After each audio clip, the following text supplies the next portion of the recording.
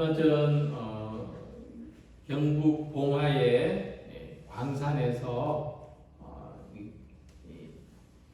매몰되는 사건이 있었습니다. 거기 매몰된 광부들이 갱 안에서 열을 갇혀 있었는데 그 벽을 타고 흐르는 지하수와 커피 믹스 30봉지를 먹으면서 간신히 생명을 유지했다는 이야기가 있습니다. 어른인 남자의 경우 하루에 약 2000kcal의 영양소를 섭취해야 되는데, 그러려면은 하루에 약 40봉지의 커피 믹스를 마셔야 하는 분량이라고 합니다. 하루에 40봉지를 마셔야 되는 거죠.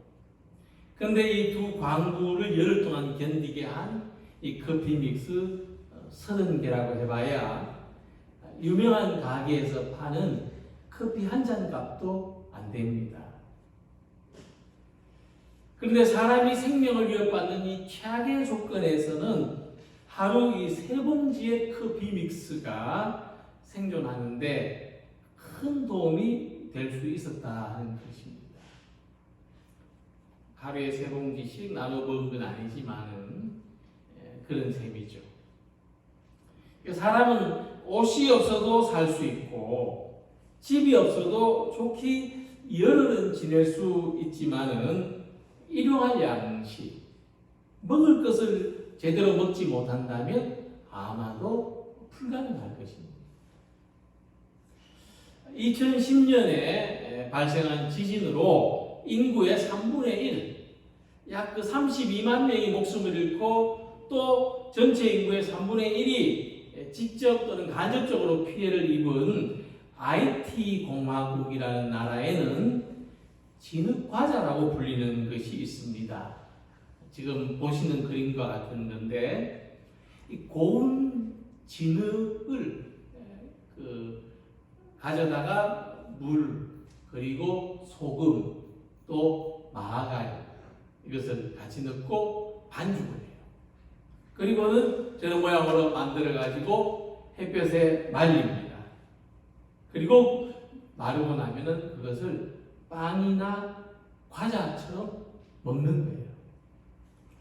세계에 100원 정도 한다고 합니다. 길거리에서 세계에 100원 정도에 파는데 이 IT 어린이들이 간식으로 자주 사 먹습니다. 이 진흙과자가 어떤 장점이 있느냐 하면은 소화가 안 된다는 장점이 있어요. 그러니까 소화가 안 되기 때문에 배고픈 것을 잊게 해준답니다. 그래서 지금도 지구상에는 일용할 양식이 없어서 굶어 죽어가는 사람들이 많다는 거예요. 1군에 11명, 하루에 약 16,000명 정도가 기아나 영양실조로 죽어가고 있습니다. 자, 그런데 이 지구 전체가 수확하는 전체 농산물 또는 축산물, 수산물 이런 전체 합으로는 120억 명이 먹을 수 있는 양이라고 합니다. 근데 지구상의 인구는 이보다 훨씬 적은 70억인데 이런 상황인데도 식량이 부족하다는 거죠. 굶어 죽는 사람이 생긴다는 겁니다. 그 이유는 크게 몇 가지가 있는데, 하나는 자동차 연료로 사용하는 에탄올을 생산하기 위해서 옥수수 수확량의 상당 부분을 사용한다는 겁니다. 이 에탄올하고 휘발유하고 섞어서 자동차 연료로 쓰는데 이게 옥수수로 그걸 만들어요. 그래서 이 미국과 브라질과 같은 옥수수 주요 생산국에 여기에 사용하는 양이 점점 늘어나고 있습니다. 사람이 먹어야 하는데 자동차 연료로 사용한다는 거죠. 그래서 또 이 옥수수를 더 많이 생산하기 위해서 뭐 감자나 고구마를 심는 다른 농지에다가 점점 이 옥수수를 심어서 다른 작물을 재배할 농지가 점점 감소되는 것도 식량이 부족한 또 하나의 요인이 되는 것입니다. 다른 하나는 고기의 소비량이 급증하게 되는 겁니다. 식량이 부족한 원인 가운데 사람이 먹어야 되는데 이것을 고기를 얻기 위해서 가축한테 먹이는 거예요. 닭고기 1kg를 얻기 위해서는 옥수수 3kg를 사용해야 된다고 합니다. 돼지고기 1kg를 위해서는 8kg의 사료를 사용해야 하고 소고기 1kg을 얻기 위해서 필요한 사료의 양은 이보다 더 많아서 11kg의 곡물을 필요로 한다고 합니다. 그러니까 왜 소고기 값이 제일 비싼지 아시겠죠? 그만큼 얻는데 사료가 많이 들어갑니다. 중국에서 하루에 몇 마리의 돼지가 도축되냐면은 70만 마리라고 합니다. 중국 사람이 하루에 먹는 돼지 양이 70만 마리입니다. 어떤 나라에서는 한 달을 먹을 수 있는 양식이 어떤 나라에서는 단 하루 만에 먹어치우니 이 식량이 부족할 수밖에 없는 겁니다. 뿐만 아니라 아주 재미있는 원인이 한 가지 있는데 고기를 얻기 위해서 소를 키우지 않습니까? 소가 이제 사료를 먹거나 풀을 뜯어 먹고 소화하는 과정에 방귀를 낍니다. 저는 소가 방귀 뀌는 것을 본 적은 없는데 실제로 소가 방귀를 낀답니다. 근데 이 소가 방귀를 뀌는 거기에서 나오는 이 메탄가스의 양이 얼마냐? 자동차 한 대가 배출하는 대기가스의 양과 같다고 합니다. 그러니까 소 한 마리가 매일 자동차 한 대만큼의 한 대가 배출하는 만큼의 대기가스를 배출하는 거예요. 근데 이 메탄가스가 어떤 역할을 하냐면요. 이 메탄가스가 열을 가둔답니다. 열을 가두어 놓는데 이 능력이 이산화탄소보다 80배가 넘습니다. 요즘 뭐 탄소 배출 억제한다 하는데 다 연관되는 이야기입니다. 메탄가스가 이산화탄소보다 열을 가두는 능력이 80배가 됩니다. 그러니까 소가 끼는 방구 때문에 지구 온난화가 심해지고 환경 오염이 가속화된다는 것은 웃어 넘길 수 없는 이야기입니다. 이게 다 우리 먹는 거하고 관계가 있습니다. 과거에는 농사를 짓기 위해서 가축을 키웠지만은 이제는 사람이 먹기 위해서 더 많은 가축을 키우는 것이 환경을 파괴하고 식량난을 가중시키는 추범이라고 하는 것입니다. 자, 이처럼 일용할 양식을 구하는 것이 사람의 생존을 위해서 꼭 필요한 강구임에는 틀림이 없지만은 이 지구상의 모든 사람이 지속 가능한 삶을 살아가기 위해서는 내가 더 잘 먹고 내가 더 많이 먹고 싶어하는 욕망보다는 먹을 것이 부족해서 굶는 사람이 없어지고 지구 환경이 보존되도록 하는 인류 전체의 삶을 위해서 기도하는 것이 포함되어야 한다는 겁니다. 일용할 양식을 구하는 기도는 내가 잘 먹고 내가 더 많이 먹게 해주세요 하는 기도가 아니라 지구 전체의 생존을 위하여 행해져야 하는 기도입니다. 뭐 나한 사람이 뭐 신경 쓴다고 뭐가 달라지겠느냐 싶지만은 이 베스다 들판에서 한 어린아이가 가져온 떡 5개와 물고기 2마리로 5,000명이 넘는 사람이 먹었지 않습니까? 이것을 생각해 보면은 일용할 양식을 위한 우리 한 사람의 기도가 지구 전체를 먹여 살리는 기도가 될 수 있다는 것을 생각하고 바라는 우리 모든 성도들이 되시기를 소망합니다. 자, 주님이 가르쳐주신 기도의 네 번째 간구의 핵심은 일용할 양식을 구하는 것인데 여기에서 일용할이라는 단어는 삶에 필요한이라는 뜻으로 풀이할 수 있습니다. 예수님 시대 주님을 따르던 대부분의 사람들은 그날의 그 끼니를 걱정해야 될 만큼 가난한 사람들이었습니다. 그 베스다 들판 이야기 드렸지만은 대부분 사람들이 먹을 게 없었어요. 이것을 생각해 본다면은 일용할 양식이 가진 그 뜻은 그날에 필요한 양식이 되는 겁니다. 그날에 필요한 양식을 위해서 기도하라. 그런데 또 이것은 오늘 우리들이 살아가기 위해서 필요한 모든 것을 의미하기도 합니다. 그래서 종교개혁자 마르틴 루터는 일용할 양식이라는 이 말씀을 해석하면서 일용할 양식의 범위가 어떤 거냐?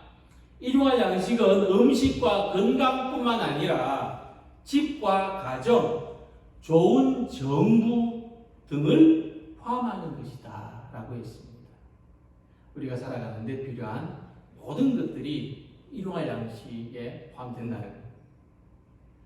근데 지금 우리는 어떻습니까? 일용할 양식을 염려해야 됐던 불과 40-50년 이전의 세계와는 전혀 다른 시대에 살고 있습니다. 오히려 우리는 전쟁과 같은 비상시를 제외해 놓고는 먹을 것을 전혀 걱정하지 않아도 되는 세상을 살고 있습니다. 우리나라의 경우는 먹을 것이 염려가 없는 그런 세상입니다. 그래서 우리나라에 온 외국 사람들이 놀라는 것이 하나 있는데, 최근처럼 우리 머리 위로 북한 미사일이 날아다니고 미국의 전략 폭격기가 날아다니고 언제 정말 누구 하나 잘못하면 전쟁이 일어날 수밖에 없는 이런 상황에서도 한국 사람들은 너무 태연하다, 비상식량이나 생필품을 사재기 하지 않고 너무나 일상적이다. 그게 너무 놀랐다는 겁니다. 한국 사람들이 신기한 만큼 이렇게 침착한 것은 물론 우리가 이런 상황에 익숙해져 있기도 합니다. 이보다 더한 상황들도 겪었죠. 그렇지만 더 큰 이유가 있습니다. 우리가 이렇게 침착할 수 있는 더 큰 이유가 뭘까? 적의 침략을 잘 막아낼 수 있는 첨단 무기가 있고 잘 훈련된 군사들이 있어서 전쟁 나도 염려 없다. 이런 것이 아니라 그 원인은 우리 집에 있습니다. 우리 각 집에 일반 냉장고, 김치 냉장고, 최소 2대의 냉장고가 구비되어 있기 때문이다. 이건 각 집에 미사일 하나씩 갖고 있는 거하고 똑같은 겁니다. 우리나라 사람들의 집집마다 최신식의 최대 용량의 식량 창고가 2개나 있습니다. 그 냉장고에 최소 일주일은 걱정하지 않아도 될 만큼의 음식들이 저장되어 있습니다. 심지어 냉장고 안에 뭐가 들어있는지조차 모를 정도로 없는 게 없습니다. 어떤 교회는요, 사순절에 뭘 하는가 하면은 장 보지 않기, 물건 사지 않기, 먹을 거 사지 않기, 그 대신 냉장고에 있는 거 꺼내 먹기, 일주일 동안 전 교회적으로 실천을 해요. 그리고 장 보는데 사용하지 않는 돈으로 헌금을 해가지고 굶어 죽는 나라예요. 보면은 이런 의미 있는 일을 한다는 이야기도 들었습니다. 그래서 지금은 먹는 게 문제가 아니라 굶는 게 문제입니다. 어떻게 굶을 것이냐?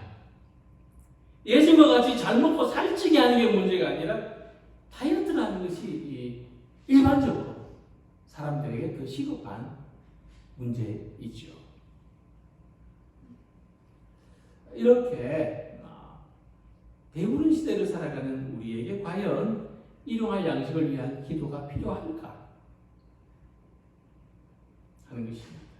그래서 루터가 해석한 것처럼 일용할 양식이란 먹는 것뿐만 아니라 우리의 주변 환경들,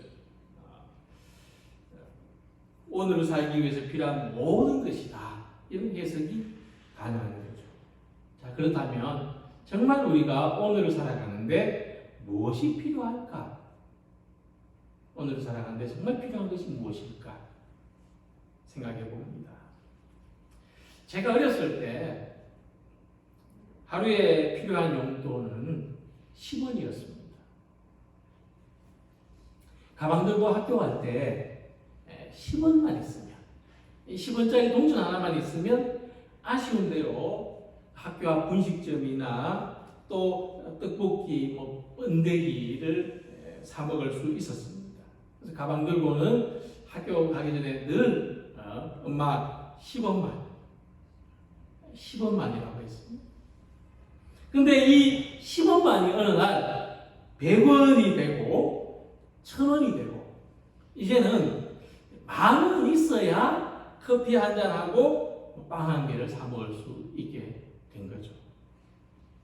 초등학교 다닐 때는 학교 앞에서 뽑기를 하거나 만화책을 보는데 주로 사용된 용돈이 이제 중고등학교를 다니면서 영화를 보거나 오락을 하거나 이런 데 쓰게 되고, 그리고 지금 주머니에 현금은 없어도 신용카드 한 장은 있어야 되고 휴대전화기의 데이터는 넉넉히 있어야 되는 것처럼 오늘은 필요한 것이 너무나 달라진 시대를 살아가고 있습니다.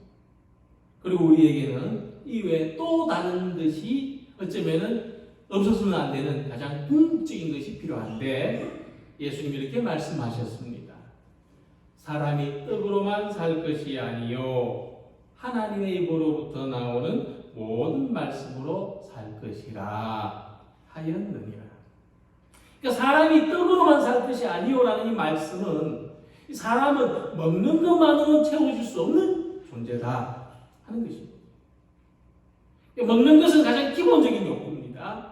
예전에는 가장 기본적인 욕구가 가장 절실한 욕구인데 이제는 그렇지는 않게 되었다는 것입니다. 그래서 예수님께서 일용할 양식을 위해서 기도하라고 하신 것은 먹을 것에 대한 욕구만 채워지면 충분하다 하는 뜻이 아닙니다. 오히려 일용할 양식을 위한 기도는 그 다음의 것을 구하기 위하여 필요한 전 단계의 기도다. 이렇게 말씀하죠. 우리가 어떤 먹을 수 없는 형편으로 먹을 수 있게 되기를 바라는 것도 마찬가지입니다. 그 다음에 내가 기능을 하기 위해서, 그 다음에 내 삶의 목표를 위해서 필요한 전 단계의 기도죠. 그래서 예수님은 일용할 양식을 구하는 것에만 머물러 살지 말라. 그것을 하나님께 맡기고 우리는 그 다음의 것을 간구하라 하는 말씀이죠. 자, 그렇다면 그 다음의 것이 뭐냐? 일용할 양식의 문제 해결되면 주님 내가 정말 살고 싶어하는 이 다음의 삶이 있습니다. 그 다음의 삶이 뭐냐? 문자적으로는 하나님의 입으로부터 나오는 모든 말씀으로 살 것이라고 했습니다. 그런데 이 말씀은 단순히 그 다음 내가 하나님 말씀만 보겠습니다 이런 뜻이 아니라 이보다는 하나님의 뜻대로 살 것이다. 하나님이 말씀하시는 모든 뜻대로 살 것이다. 이런 해석이 바람직하죠. 그래서 우리가 일용할 양식을 구하는 문제는 하나님께 맡기고 그 다음에 우리가 구해야 될 것은 뭐냐? 하나님의 뜻대로 살아가기를 간구해야 한다는 것입니다. 자, 그래서 일용할 양식을 위한 간구에서 주목해야 될 기도의 내용은 일용할 양식을 주셨고 보다 우리에게 일용할 양식을 주셨고라고 기도하라고 가르치셨는데 키포인트가 일용할 양식을 주셨고가 아니고 우리에게라는 데 있다. 오늘날의 해석이죠. 나의 일용할 양식을 위해서 간구하라는 것이 아니라 우리들의 일용할 양식을 위해서 기도하라. 그래서 영어 성경을 봐도 이 부분은 우리라고 번역이 되어 있어요.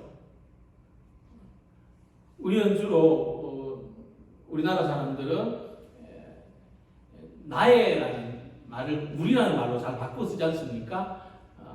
우리 아버지라고 하잖아요. 내 아버지가 아니고 우리 아버지. 근데 이 말씀은 영어 성경에도 우리라고 되어 있고 우리말 성경에도 우리라고 되어 있어요.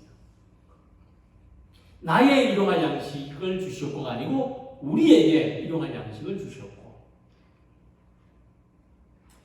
그래서 이 기도는 우리가 하나님의 뜻에 따라 살려면 하나님의 뜻에 따라서 어떤 기도를 해야 되는지를 가르쳐 주고 있습니다. 하루에 16,000여 명이 일용할 양식이 없어서 굶어 죽어가고 있음에도 불구하고 이 세계 식량 생산량은 120억 명이 먹을 수 있는 양이라고 하는데, 그렇다면 오늘날 우리가 일용할 양식을 위해서 어떤 기도를 해야 되느냐? 가난한 사람이 굶어 죽지 않도록 분배가 제대로 이루어지게 하옵소서. 이렇게 기도해야 되는 거죠. 분배가 제대로 이루어지게 하옵소서. 가난한 사람들이 굶어 죽지 않도록. 근데 우리가 나의 일용할 양식을 위해서는 기도했지만 우리의 일용할 양식을 위해서는 기도하지 않았습니다. 그렇다면 일용할 양식을 위해서 하나님께 기도하는 사람들이 그동안 얼마나 이기적인 기도를 해왔는지 생각해야 하는 거죠.